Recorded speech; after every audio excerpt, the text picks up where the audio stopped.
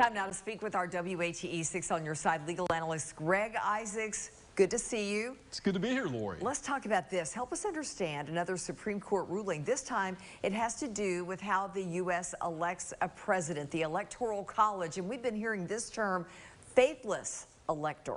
Talk about that. Lori, you and I and John Q. Public never elect the president. Our founding fathers created the Electoral College. The 12th Amendment in 1803 modified the Electoral College because there was a lot of problems after George Washington left. And basically, every state except two, Maine and Nebraska, has a winner-take-all requirement. 33 states require the elector to follow that vote within a state. So the elector is supposed to represent us and our votes. That's right. In Tennessee, we have a faithless elector statute, and that means basically you have to do as your state mandates. And the problem is, when the Founding Fathers set this up, the state's population centers weren't the way they are now. California wasn't California. New York wasn't New York. So the population has changed dramatically, but you still have this archaic system. So what happened recently in Washington, 3 electors decided not to vote for Hillary Clinton, to try to vote for some Republicans and independents, and they were fined. Went all the way to the Supreme Court, and Justice Kagan, for a unanimous court, said, hey, here's how this thing works.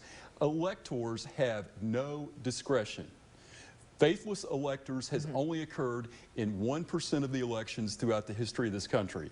So you don't have a constitutional right to change your mind, to do this or do that. And here's how the president's elected. You hear all these millions of votes and all the money spent on TV. There are 538 elector votes.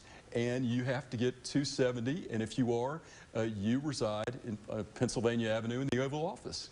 Regardless of what the popular vote may be. And here's why there's a move to change it. Only 4 times in our history has the popular vote eclipsed the Electoral College. That's been recent. No, well, started with Rutherford Hayes, then Benjamin Harrison. Then we have to go forward a couple of 100 years, and then we had Hillary Clinton, who won by 3 million popular votes, Al Gore by 500,000 popular votes. Now you're seeing a movement with the National Popular Vote Interstate Compact that some states are signing to try to change it and say basically your vote should count, but basically Justice Kagan's, it would be to be an elector. The Supreme Court went out of their way to say, you have no discretion to do anything but vote the will of the people, and that's your promise and your pledge. So electors, you better behave. Faithless electors can be spanked now pretty hard. They can be fined or removed according to our Supreme Court. All right, Greg, thank you. Thank you. Okay, if you have a question for Greg, just send an email to askisaacs@wate.com, and be sure to tune in to WATE 6 on Your Side News at 5:30 every Wednesday to see if he answers your legal questions.